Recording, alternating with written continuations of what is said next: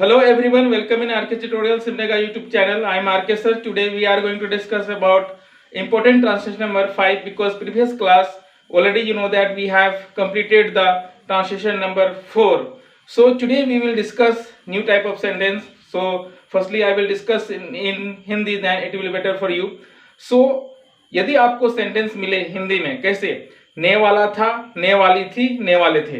पिछला क्लास में हम लोग प्रेजेंट चर्चा किए थे, जैसे ने वाला हूं, ने वाला है, ने वाली है, ने वाले हैं। बट आज ना हम लोग पास्ट टेंस में चल जाएंगे। ने वाला था, ने वाली थी, ने वाले थे। जैसे मैं घर पहुंचने वाला था, हम लोग भात पकाने वाले थे, वह बारिश में भीगने वाला था। सो इस तरह का वाक्य मिले तो उसका ट्रांसलेशन हम लोग कैसे करेंगे, इसकी चर्चा करते हैं। इसके लिए मैंने रूल बनाया कि जिस वाक्य के अंत में ने वाला था, ने वाली थी, ने वाले थे रहे, उस वाक्य का ट्रांसलेशन करने के लिए सब्जेक्ट प्लस वाज और were plus two plus V1 plus object का प्रयोग किया जाता है। Once again I am repeating that, जिस वाक्य के अंत में ने वाला था, ने वाली थी, ने वाले थे रहे, उस वाक्य का ट्रांसलेशन करने के लिए सब्जेक्ट प्लस वाज और were plus two plus V1 plus object का प्रयोग किया जाता है। जैसे मैं पत्र लिखने वाला था, हम लोग घर पहुंचने वाले थे, राधा कपड़ा धोने वाली थी, मैं प्रश्न पूछने वाला था। So if you find like that of sentence, then how to translate? Already I have given the rule. So please take pen and copy and write down with me. I am writing now. Please you have to write also. Rule is saying that जिस वाक्य के अंत में ने वाला था, जिस वाक्य के अंत में ने वाला था, ने वाली थी, ने वाली थी, ने वाले थे, ने वाले थे रहे, उस वाक्य का ट्रांसलेशन करने के लिए that means once again I am repeating, जिस वाक्य के अंत में ने वाला था, ने वाली थी, ने वाले थे रहे, उस वाक्य का ट्रांसलेशन करने के लिए सब्जेक्ट प्लस वाज और were plus two plus V1 plus object का प्रयोग किया जाता है। You have to careful, this is the very important rule and it will help you for the making sentence. So that once again and again repeating I am, why?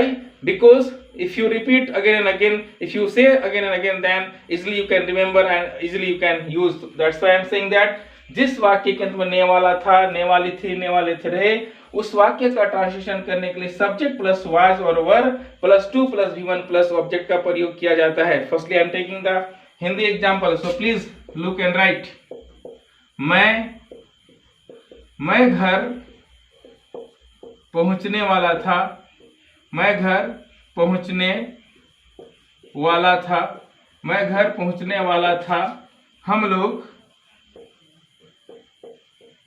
लोग भात पकाने वाले थे, हम लोग भात पकाने वाले थे,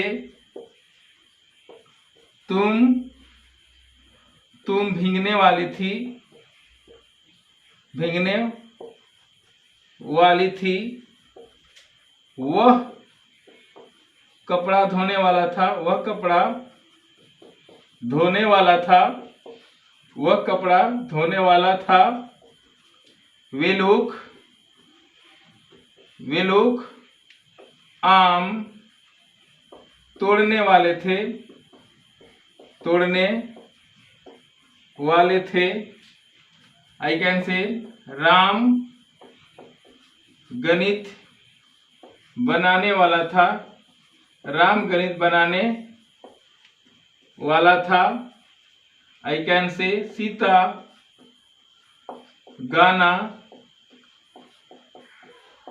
गाने वाली थी।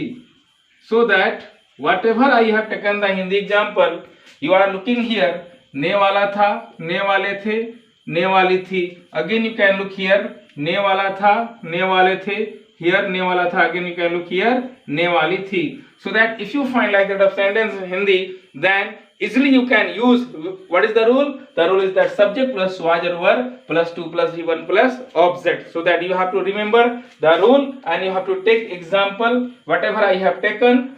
Like that you have to take example and try to make the sentence. Like that try to understand. Then easily you can use the rule. So I hope you are able to do. So let's start how to make the sentence in English. For the English, firstly I am taking the Hindi example. Suppose that I can say मैं पत्र लिखने वाला था, then what will happen?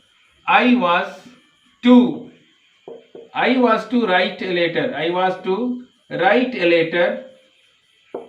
हम लोग पत्र लिखने वाले थे. Then we were to write a letter.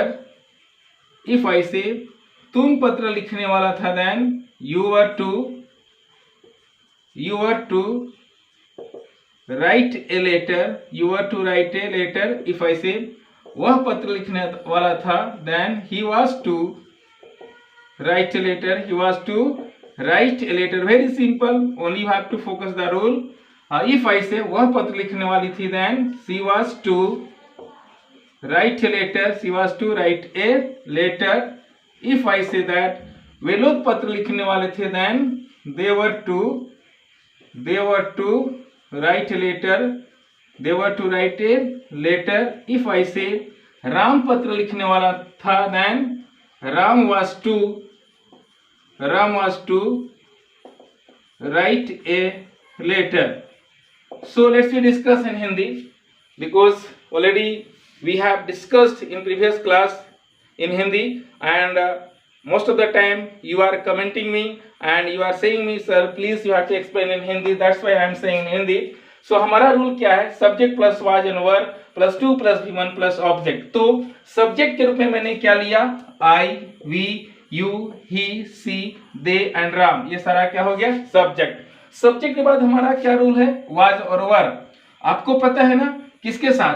I, he, she और एनी नेम के साथ किसका प्रयोग करते हैं? वाज का. ऑलरेडी हम लोग इसमें पास्ट कंटिन्यूअस टेंस में पढ़ चुके हैं. उम्मीद करूं आप जान चुके होंगे. उसके बाद बाकी जो सब्जेक्ट बचता है, देखिए वी, यू और दे के साथ किसका प्रयोग किया जाता है? वर का. ये क्या है? वर है रूल के अनुसार. उसके बाद क्या है? To.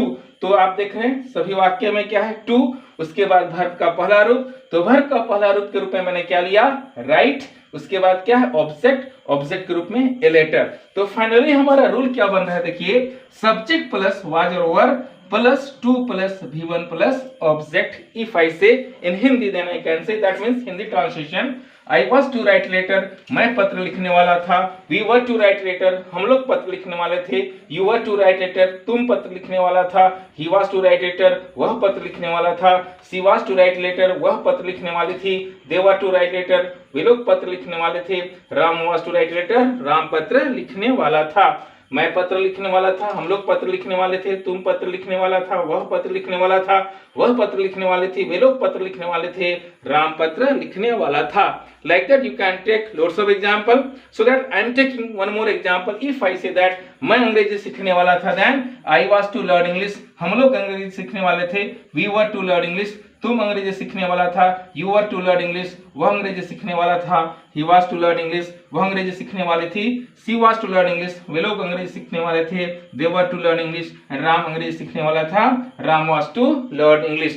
Like that you can take lots of example and practice, because each and every class I am saying that practice and practice, because practice makes the man perfect. So how to remember?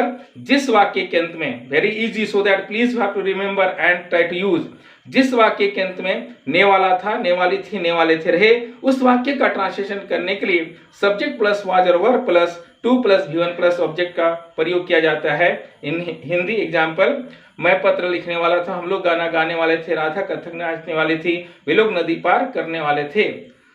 In English, if I say मैं पत्र लिखने वाला था, I was to write letter, we were to write letter, you were to write letter, he was to write letter, she was to write letter, they were to write letter, Ram was to write letter. If I say that मैं पेड़ लगाने वाला था, I was to write letter, we were to write letter, you were to write letter, he was to write letter, she was to write letter, they were to write letter, Ram was to write letter. Like that you have to remember the rule, then easily you can use the rule in spoken, and bit by bit you will improve the English. And whenever you remember, try to say fast, then you can improve bit by bit, and you can remove your hesitation and you can learn English. I hope you are able to do which one? This rule, that means important translation number which one? 5. So you have to enjoy and you have to try to improve your English. Thank you very much for watching my video.